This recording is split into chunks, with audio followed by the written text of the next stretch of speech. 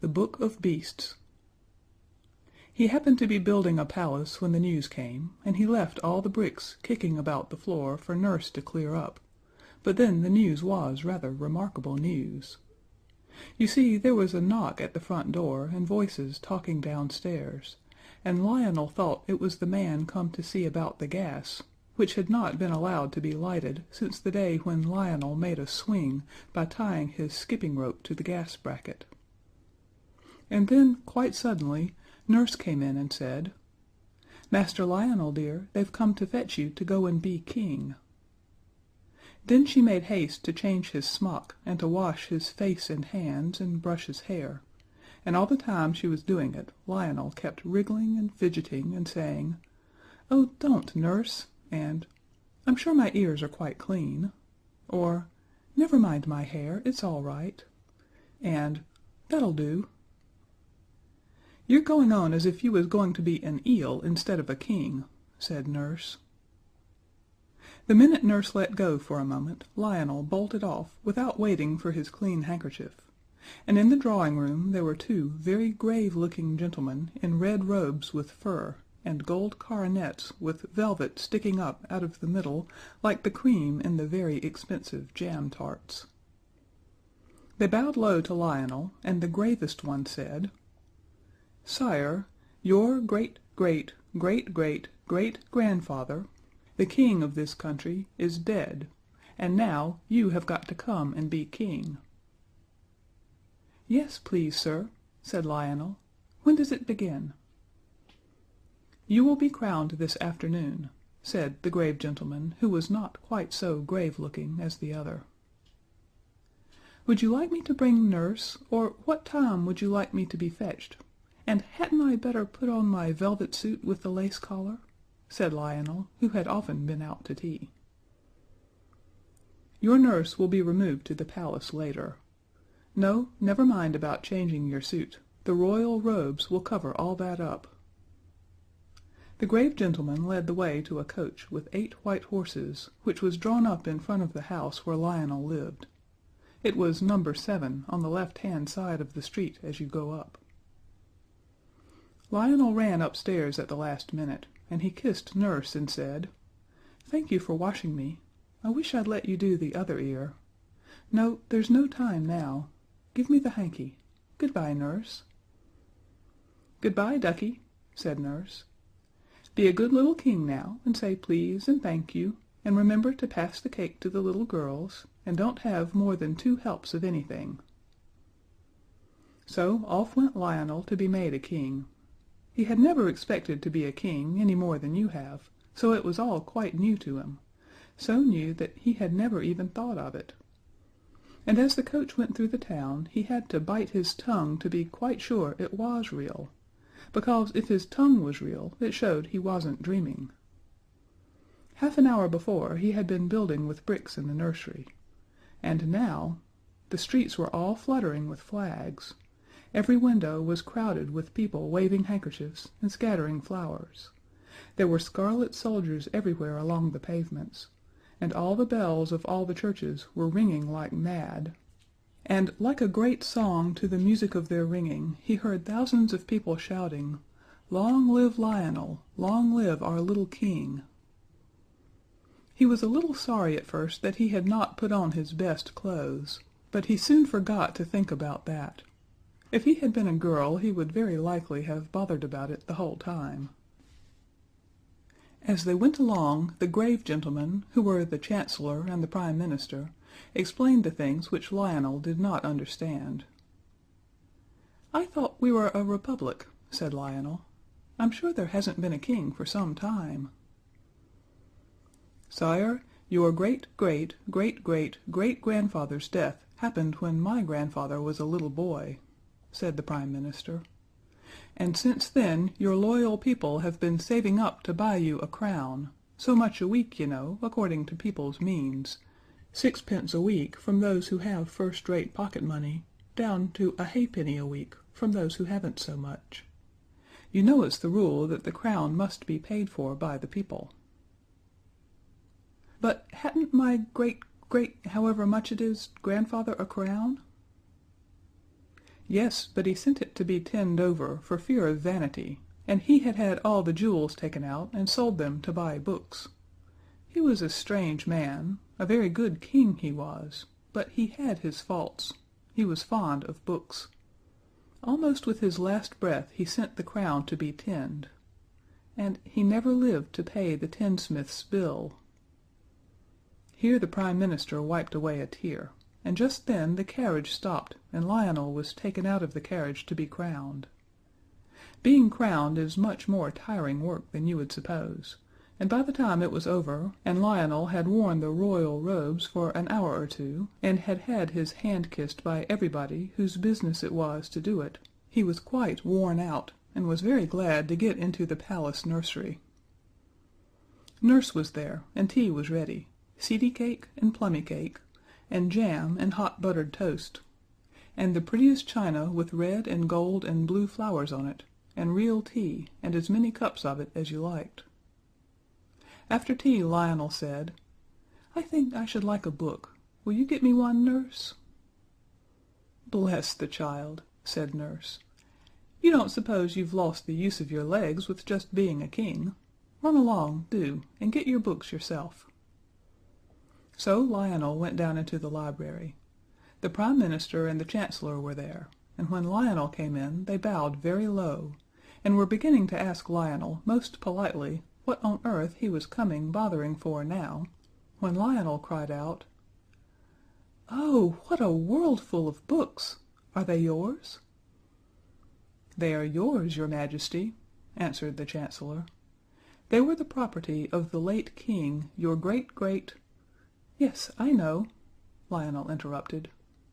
"Well, I shall read them all. I love to read. I am so glad I learned to read." "If I might venture to advise your Majesty," said the Prime Minister, "I should not read these books. Your great—" "Yes?" said Lionel quickly.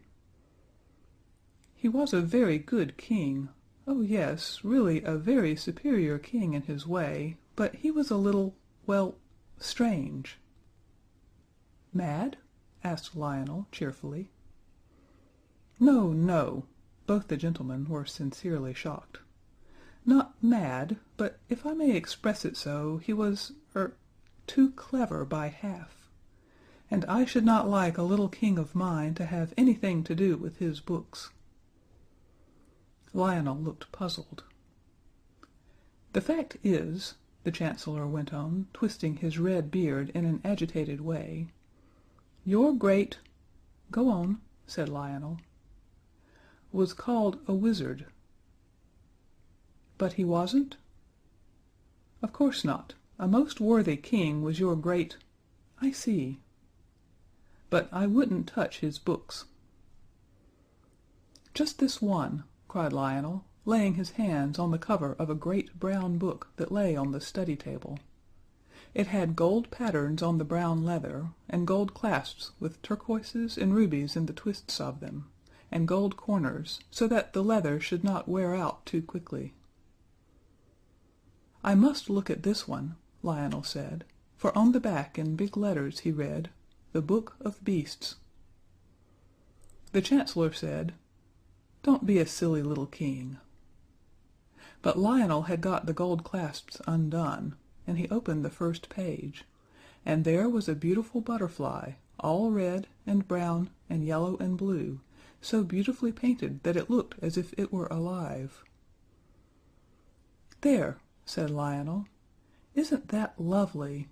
Why—" But as he spoke the beautiful butterfly fluttered its many-colored wings on the yellow old page of the book, and flew up and out of the window. "Well," said the Prime Minister, as soon as he could speak for the lump of wonder that had got into his throat and tried to choke him, "that's magic, that is." But before he had spoken the King had turned the next page, and there was a shining bird complete and beautiful in every blue feather of him. Under him was written, "Blue Bird of Paradise," and while the King gazed enchanted at the charming picture, the blue bird fluttered his wings on the yellow page, and spread them, and flew out of the book. Then the Prime Minister snatched the book away from the King and shut it up on the blank page where the bird had been, and put it on a very high shelf. And the Chancellor gave the King a good shaking and said, "You're a naughty, disobedient little King," and was very angry indeed. "I don't see that I've done any harm," said Lionel. He hated being shaken, as all boys do. He would much rather have been slapped. "No harm?" said the Chancellor. "Ah, but what do you know about it? That's the question. How do you know what might have been on the next page? A snake, or a worm, or a centipede, or a revolutionist, or something like that." "Well, I'm sorry if I've vexed you," said Lionel. "Come, let's kiss and be friends." So he kissed the Prime Minister, and they settled down for a nice quiet game of noughts and crosses, while the Chancellor went to add up his accounts. But when Lionel was in bed he could not sleep for thinking of the book, and when the full moon was shining with all her might and light, he got up and crept down to the library, and climbed up and got the Book of Beasts. He took it outside to the terrace, where the moonlight was as bright as day, and he opened the book and saw the empty pages with Butterfly and Blue Bird of Paradise underneath, and then he turned the next page. There was some sort of red thing sitting under a palm tree, and under it was written "Dragon." The dragon did not move, and the King shut up the book rather quickly and went back to bed. But the next day he wanted another look, so he took the book out into the garden, and when he undid the clasps with the rubies and turquoises, the book opened all by itself at the picture with "Dragon" underneath, and the sun shone full on the page.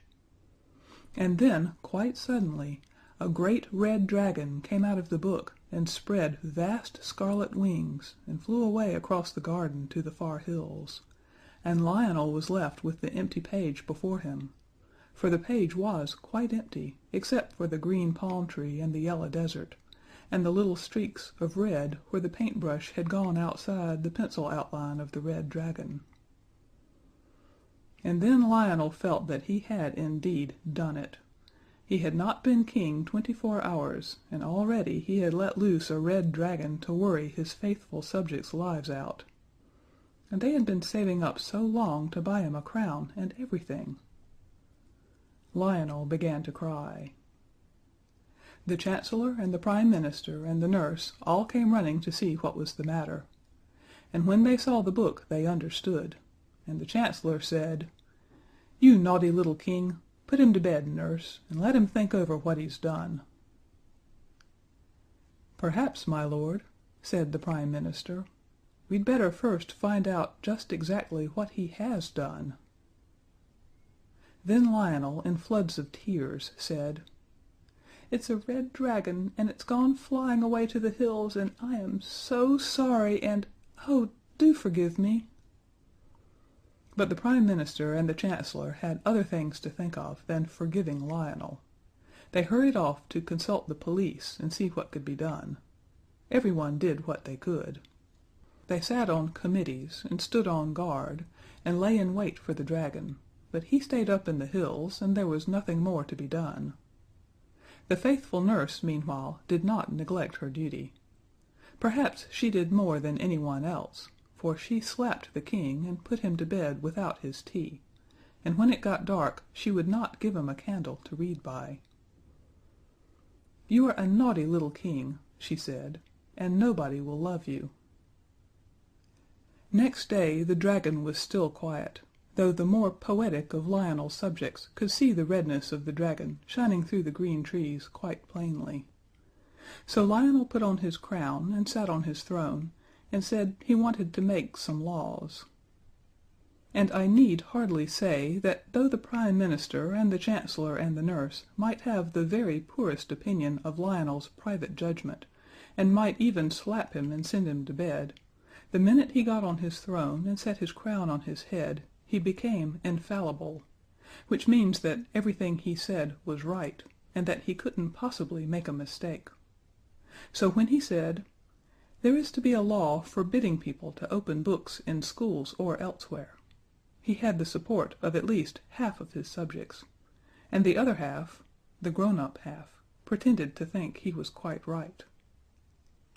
Then he made a law that everyone should always have enough to eat, and this pleased everyone except the ones who had always had too much.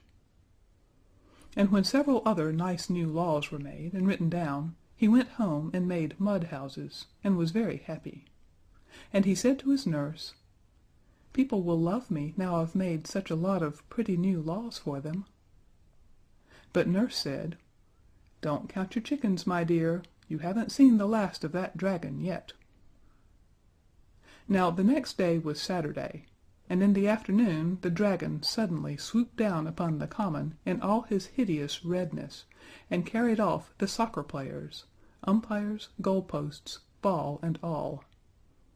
Then the people were very angry indeed, and they said, "We might as well be a republic, after saving up all these years to get his crown and everything." And wise people shook their heads and foretold a decline in the national love of sport.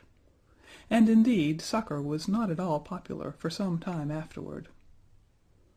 Lionel did his best to be a good king during the week, and the people were beginning to forgive him for letting the dragon out of the book.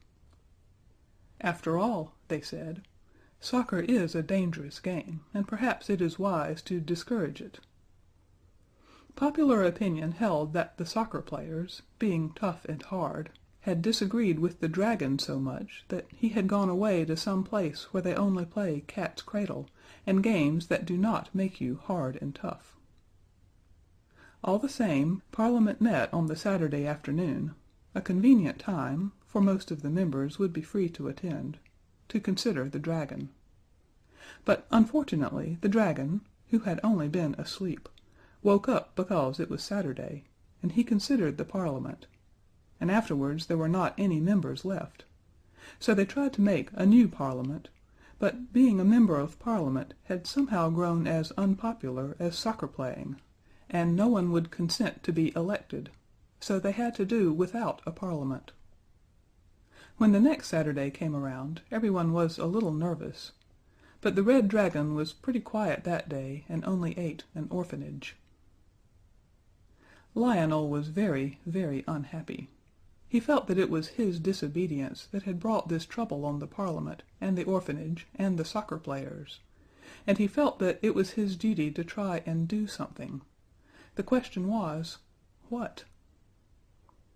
The blue bird that had come out of the book used to sing very nicely in the palace rose garden, and the butterfly was very tame, and would perch on his shoulder when he walked among the tall lilies. So Lionel saw that all the creatures in the Book of Beasts could not be wicked like the dragon, and he thought, "Suppose I could get another beast out who would fight the dragon."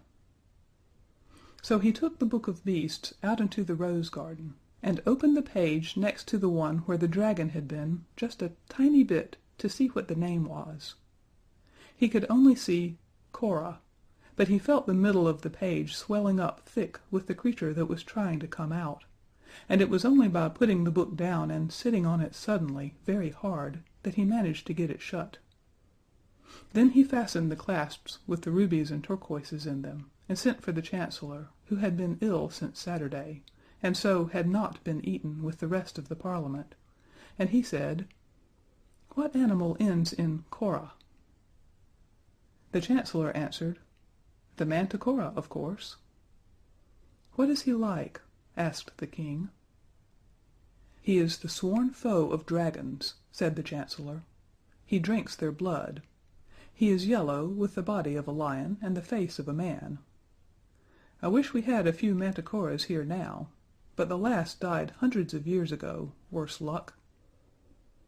Then the King ran and opened the book at the page that had Cora on it, and there was the picture, Manticora, all yellow, with a lion's body and a man's face, just as the Chancellor had said. And under the picture was written, Manticora. In a few minutes the Manticora came sleepily out of the book, rubbing its eyes with its hands, and mewing piteously. It seemed very stupid, and when Lionel gave it a push and said, "Go along and fight the dragon, do," it put its tail between its legs and fairly ran away. It went and hid behind the town hall, and at night, when the people were asleep, it went around and ate all the pussycats in the town. And then it mewed more than ever. And on the Saturday morning, when people were a little timid about going out, because the dragon had no regular hour for calling, the manticore went up and down the streets and drank all the milk that was left in the cans at the doors for people's teas, and it ate the cans as well. And just when it had finished the very last little halfpennyworth, which was short measure because the milkman's nerves were quite upset, the red dragon came down the street looking for the manticore. It edged off when it saw him coming, for it was not at all the dragon fighting kind, and seeing no other door open, the poor hunted creature took refuge in the General Post Office, and there the dragon found it, trying to conceal itself among the 10 o'clock mail. The dragon fell on the manticore at once, and the mail was no defense. The mewings were heard all over the town. All the kitties and the milk the manticore had had seemed to have strengthened its mew wonderfully.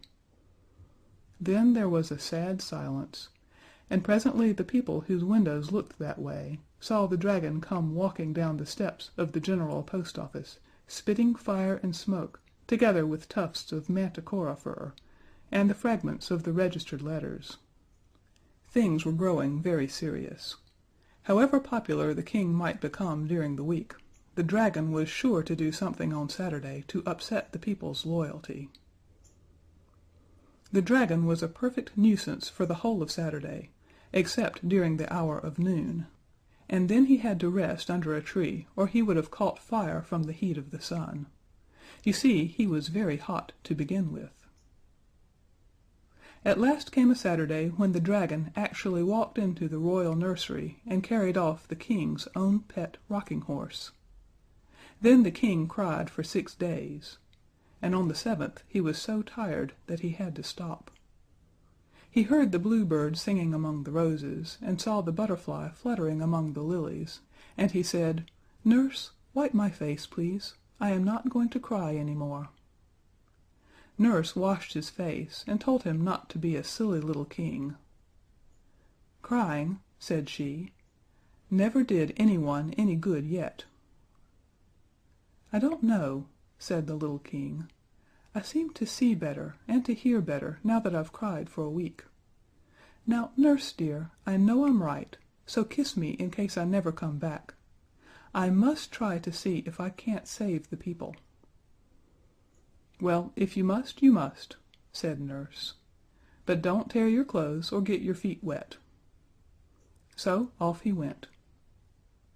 The bluebird sang more sweetly than ever, and the butterfly shone more brightly, as Lionel once more carried the Book of Beasts out into the rose garden and opened it, very quickly so that he might not be afraid and change his mind. The book fell open wide, almost in the middle, and there was written at the bottom of the page, "Hippogriff," and before Lionel had time to see what the picture was, there was a fluttering of great wings and a stamping of hoofs, and a sweet, soft, friendly neighing, and there came out of the book a beautiful white horse with a long, long white mane and a long, long white tail, and he had great wings like swan's wings, and the softest, kindest eyes in the world, and he stood there among the roses. The hippogriff rubbed its silky soft, milky white nose against the little king's shoulder, and the little king thought, "But for the wings you are very like my poor, dear, lost rocking horse."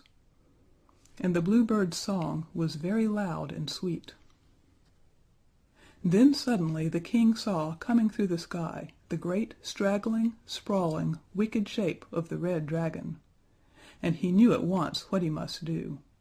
He caught up the Book of Beasts and jumped on the back of the gentle, beautiful hippogriff, and leaning down he whispered in the sharp white ear, "Fly, dear hippogriff, fly your very fastest to the pebbly waste." And when the dragon saw them start, he turned and flew after them, with his great wings flapping like clouds at sunset, and the hippogriff's wide wings were snowy as clouds at moonrise. When the people in the town saw the dragon fly off after the hippogriff and the king, they all came out of their houses to look, and when they saw the two disappear, they made up their minds to the worst, and began to think what they would wear for court mourning. But the dragon could not catch the hippogriff. The red wings were bigger than the white ones, but they were not so strong, and so the white-winged horse flew away and away and away, with the dragon pursuing, till he reached the very middle of the pebbly waste. Now, the pebbly waste is just like the parts of the seaside where there is no sand, all round, loose, shifting stones, and there is no grass there, and no tree within 100 miles of it. Lionel jumped off the white horse's back in the very middle of the pebbly waste, and he hurriedly unclasped the Book of Beasts and laid it open on the pebbles. Then he clattered among the pebbles in his haste to get back onto his white horse, and had just jumped on when up came the dragon. He was flying very feebly, and looking around everywhere for a tree, for it was just on the stroke of 12. The sun was shining like a gold guinea in the blue sky, and there was not a tree for 100 miles. The white-winged horse flew around and around the dragon as he writhed on the dry pebbles. He was getting very hot. Indeed, parts of him had even begun to smoke. He knew that he must certainly catch fire in another minute, unless he could get under a tree.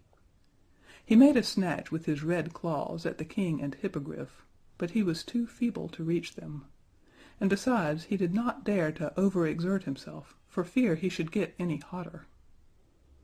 It was then that he saw the Book of Beasts lying on the pebbles, open at the page with "Dragon" written at the bottom. He looked, and he hesitated, and he looked again, and then, with one last squirm of rage, the dragon wriggled himself back into the picture and sat down under the palm tree, and the page was a little singed as he went in. As soon as Lionel saw that the dragon had really been obliged to go and sit under his own palm tree because it was the only tree there, he jumped off his horse and shut the book with a bang. "Oh, hurrah!" he cried. "Now we really have done it!" And he clasped the book very tightly with the turquoise and ruby clasps. "Oh, my precious hippogriff!" he cried. "You are the bravest, dearest, most beautiful—" "Hush!" whispered the hippogriff modestly. "Don't you see that we are not alone?" And indeed there was quite a crowd round them on the pebbly waste, the Prime Minister, and the Parliament, and the soccer players, and the orphanage, and the manticore, and the rocking horse, and indeed everyone who had been eaten by the dragon. You see, it was impossible for the dragon to take them into the book with him. It was a tight fit, even for one dragon. So, of course, he had to leave them outside. They all got home somehow, and all lived happy ever after. When the king asked the manticore where he would like to live, he begged to be allowed to go back into the book. "I do not care for public life," he said. Of course he knew his way onto his own page, so there was no danger of his opening the book at the wrong page and letting out a dragon or anything. So he got back into his picture and has never come out since. That is why you will never see a manticore as long as you live, except in a picture book. And of course he left the kitties outside, because there was no room for them in the book, and the milk cans too. Then the rocking horse begged to be allowed to go and live on the hippogriff's page of the book. "I should like," he said, "to live somewhere where dragons can't get at me." So the beautiful white-winged hippogriff showed him the way in, and there he stayed till the king had him taken out for his great-great-great-great-grandchildren to play with. As for the hippogriff, he accepted the position of the king's own rocking horse, a situation left vacant by the retirement of the wooden one. And the bluebird and the butterfly sing and flutter among the lilies and roses of the palace garden to this very day.